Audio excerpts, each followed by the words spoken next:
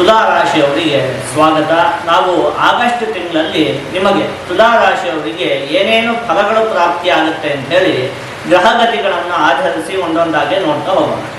ಮೊದಲನೇದಾಗಿ ನಿಮಗೆ ದಶಮ ಭಾವದಲ್ಲಿ ರವಿಗ್ರಹ, ಬುಧಗ್ರಹ ಮತ್ತು ಉಚ್ಚವಾಗಿರುವಂತಹ ಗುರುಗ್ರಹದ ಸ್ಥಿತಿ ಇರುವಂಥದ್ದು.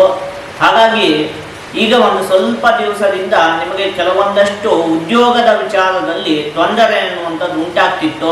ಆ ತೊಂದರೆ ಎಲ್ಲ ಈ ಮಾಸದಲ್ಲಿ ಒಂದು ಸ್ವಲ್ಪ ಮಟ್ಟಿಗೆ ಕಮ್ಮಿ ಆಗುತ್ತೆ ಉದ್ಯೋಗಕ್ಕೆ ಸಂಬಂಧಪಟ್ಟಿರುವಂತಹ ವಿಚಾರದಲ್ಲಿ.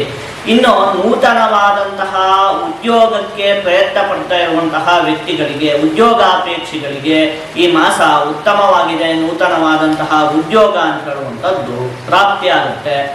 ಮುಖ್ಯವಾಗಿ ಪಿತ್ರಾರ್ಜಿತವಾದಂತಹ ಆಸ್ತಿಯ ವಿಚಾರಕ್ಕೆ ಈ ಮಾಸ ಉತ್ತಮವಾಗಿದೆ. ನಿಮ್ಗೇನಾದರೂ ಪಿತ್ರಾರ್ಜಿತವಾದಂತಹ ಆಸ್ತಿಯ ವಿಚಾರದಲ್ಲಿ ವಿವಾದಗಳು ಇದ್ದಂತಹ ಪಕ್ಷದಲ್ಲಿ ಅದೆಲ್ಲ ಬಗೆಹರಿಯುತ್ತೆ. ಆಹಾರೋದ್ಯಮವನ್ನು ನಡೆಸ್ತಾ ಇರುವಂತಹ ವ್ಯಕ್ತಿಗಳಿಗೂ ಕೂಡ ಈ ಮಾಸ ಉತ್ತಮವಾಗಿದೆ. ಈ ಹೋಟೆಲ್, ಈ ರೀತಿಯಾಗಿ ಆಹಾರಕ್ಕೆ ಸಂಬಂಧಪಟ್ಟಿರುವಂತಹ ಕೆಲಸವನ್ನು ಮಾಡ್ತಾ ಇರುವಂತಹ ವ್ಯಕ್ತಿಗಳಿಗೆ ಈ ಮಾಸದಲ್ಲಿ ತುಂಬ ಚೆನ್ನಾಗಿ ಅಭಿವೃದ್ಧಿ ಅನ್ನುವಂಥದ್ದು ಉಂಟಾಗುತ್ತೆ, ಲಾಭ ಅನ್ನುವಂಥದ್ದು ಕೂಡ ಉಂಟಾಗುತ್ತೆ. ಇನ್ನು ಕೇತುಗ್ರಹ ನಿಮಗೆ ಏಕಾದಶ ಭಾವದಲ್ಲಿ ಸ್ಥಿರವಾಗಿರುವಂಥದ್ದು. ಆಗ ಶಿಖಿ ಲಾಭಗಃ ಸರ್ವಲಾಭಂ ಕರೋತಿ ಅಂತ ಹೇಳಿರುವಂಥದ್ದು. ಒಂದಷ್ಟು ಹಣಕಾಸಿನ ಆಗಮನ ಉಂಟಾಗುತ್ತೆ, ಒಂದಷ್ಟು ಲಾಭ ಅಂತ ಹೇಳುವಂಥದ್ದು ಕೂಡ ಉಂಟಾಗುತ್ತೆ. ಆದರೆ ಸ್ನೇಹಿತರ ಜೊತೆಗೆ ಒಂದು ಸ್ವಲ್ಪ ಮನಸ್ತಾಪ ಉಂಟಾಗುವುದಕ್ಕೆ ಅವಕಾಶ ಉಂಟು. ನೀವು ನಂಬಿದಂತಹ ವ್ಯಕ್ತಿಗಳೇ, ನಿಮ್ಮ ಸ್ನೇಹಿತರೇ ನಿಮಗೆ ಒಂದು ಸ್ವಲ್ಪ ವಂಚನೆಯನ್ನು ಮಾಡುವುದಕ್ಕೆ ಅವಕಾಶ ಉಂಟು. ಅವ್ರ ಜೊತೆ ಸ್ವಲ್ಪ ಮನಸ್ತಾಪಗಳು ಉಂಟಾಗುವುದಕ್ಕೆ ಅವಕಾಶ ಇದೆ. ಇನ್ನು ಶುಕ್ರಗ್ರಹ ನಿಮಗೆ ದ್ವಾದಶ ಭಾವದಲ್ಲಿ ಸ್ಥಿರವಾಗಿರುವಂಥದ್ದು. ಅದರಲ್ಲೂ ಕೂಡ ಅದು ಅಲ್ಲಿ ನೀಚವಾಗಿ ಸ್ಥಿರವಾಗಿರುವಂಥದ್ದು. ಹಾಗಾಗಿ ಕೆಲವೊಂದು ವಿಚಾರಗಳಲ್ಲಿ ನೀವು ಒಂದು ಸ್ವಲ್ಪ ಜೋಪಾನವಾಗಿರಬೇಕಾಗುತ್ತೆ.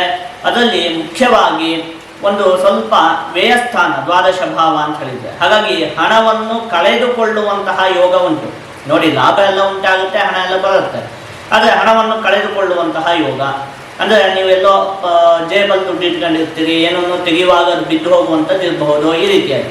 ಅಥವಾ ಎಲ್ಲೋ ಇಟ್ಬಿಡ್ತೀರಿ ಮತ್ತು ಅದು ಮರೆತು ಹೋಗುವಂಥದ್ದು ಇರಬಹುದು, ಅಥವಾ ಹಣದ ಕಳ್ಳತನ ಆಗುವಂಥದ್ದು ಇರಬಹುದು. ಹಾಗಾಗಿ ಒಂದು ಸ್ವಲ್ಪ ಹಣವನ್ನು ಕಳೆದುಕೊಳ್ಳುವಂತಹ ಯೋಗ ಉಂಟು. ಹಣವನ್ನು ಆದಷ್ಟು ನೀವು ಜೋಪಾನವಾಗಿ ಇಟ್ಕೊಳ್ಬೇಕಾಗತ್ತೆ.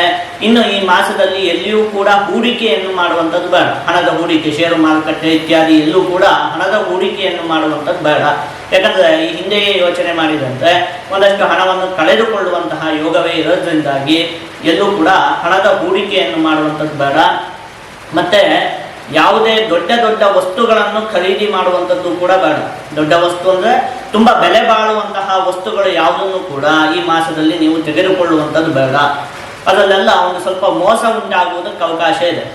ನಿಮಗೆ ಅದಕ್ಕೆ ಎಷ್ಟು ಬೆಲೆ ಇರುತ್ತೋ ಅದಕ್ಕಿಂತ ಹೆಚ್ಚಿಗೆಗೆ ಮಾರಾಟ ಮಾಡುವಂಥದ್ದು ಇರಬಹುದು, ಅಥವಾ ಆ ವಸ್ತುವೇ ಅದರಲ್ಲಿ ಏನೋ ಒಂದಷ್ಟು ಲೋಪದೋಷಗಳು ಇರುವಂಥದ್ದು ಇರಬಹುದು. ಈ ರೀತಿಯಾಗಿ ವ್ಯವಹಾರಗಳಲ್ಲಿ ಒಂದು ಸ್ವಲ್ಪ ಮೋಸ ಉಂಟಾಗುವುದಕ್ಕೆ ಅವಕಾಶ ಇದೆ. ಹಾಗಾಗಿ ದೊಡ್ಡ ಪ್ರಮಾಣದ ಅಂದರೆ ತುಂಬ ಐಷಾರಾಮಿ ವಸ್ತುಗಳು, ತುಂಬ ಬೆಲೆ ಬಾಳುವಂತಹ ವಸ್ತುಗಳನ್ನು ನೀವು ಈ ಒಂದು ತಿಂಗಳಲ್ಲಿ ತೆಗೆದುಕೊಳ್ಳುವಂಥದ್ದು ಬೇಡ. ಆರೋಗ್ಯದ ಬಗ್ಗೆಯೂ ಕೂಡ ನೀವು ಒಂದು ಸ್ವಲ್ಪ ಕಾಳಜಿಯನ್ನು ವಹಿಸಬೇಕಾಗುತ್ತೆ. ಇನ್ನು ನಿಮಗೆ ಪಂಚಮ ಭಾವದಲ್ಲಿ ರಾಹುಗ್ರಹದ ಸ್ಥಿತಿ ಇರುವಂಥದ್ದು. ಹಾಗಾಗಿ ವಿದ್ಯಾರ್ಥಿಗಳು ಒಂದು ಸ್ವಲ್ಪ ಮಟ್ಟಿಗೆ ಓದಿನ ಕಡೆಗೆ ಗಮನ ಹರಿಸಬೇಕಾಗುತ್ತೆ. ಏನಾಗುತ್ತೆ, ಪುಸ್ತಕ ತೆಗೆದು ಕೂಡಲೇ ಏನೋ ಬೇರೆ ಬೇರೆ ಯೋಚನೆಗಳು ಬರುವುದಕ್ಕೆ ಅವಕಾಶ ಇರುತ್ತೆ. ಪಂಚಮ ಭಾವದಲ್ಲಿ ರಾಹುಗ್ರಹದ ಸ್ಥಿತಿ ಇರೋದಕ್ಕೆ ಆ ಥರ ಮಾಡಬಾರ್ದು. ಓದಿನ ಕಡೆಗೆ ಹೆಚ್ಚಿಗೆ ಗಮನವನ್ನು ಹರಿಸಬೇಕಾಗುತ್ತೆ. ಷಷ್ಠ ಭಾವದಲ್ಲಿ ಶನಿಗ್ರಹದ ಸ್ಥಿತಿ ಇರುವಂಥದ್ದು. ಇದು ಉತ್ತಮವೇ. ನ್ಯಾಯಾಲಯದಲ್ಲಿ ಏನಾದರೂ ವಿವಾದಗಳು ಇದ್ದಂತಹ ಪಕ್ಷದಲ್ಲಿ ಅದರಲ್ಲೆಲ್ಲ ನಿಮಗೆ ಜಯಪ್ರಾಪ್ತಿಯಾಗುವುದಕ್ಕೆ ಅವಕಾಶ ಇದೆ. ಇನ್ನು ನವಮ ಭಾವದಲ್ಲಿ ಕುಜಗ್ರಹದ ಸ್ಥಿತಿ ಇರುವಂಥದ್ದು. ಹಾಗಾಗಿ ಈ ಮಾಸದಲ್ಲಿ ಸ್ವಲ್ಪ ಕೋಪ ಹೆಚ್ಚಿಗೆ ಕಾಡುತ್ತೆ. ಅತಿಯಾದಂತಹ ಕೋಪದಿಂದ ಒಂದಷ್ಟು ಸಮಸ್ಯೆಗಳು ಉಂಟಾಗುವುದಕ್ಕೆ ಅವಕಾಶ ಇದೆ. ನೋಡಿ, ಕುಜ ನವಮ ಭಾವದಲ್ಲಿರುವಾಗ ಅತ್ಯಂತ ಉಗ್ರವಾದಂತಹ ಕೋಪ ಉಂಟಾಗುವುದಕ್ಕೆ ಅವಕಾಶ ಇರುತ್ತೆ. ಹಾಗಾಗಿ ಆದಷ್ಟು ನೀವು ಕೋಪವನ್ನು ನಿಮ್ಮ ನಿಯಂತ್ರಣದಲ್ಲಿ ಇಟ್ಕೊಳ್ಬೇಕು.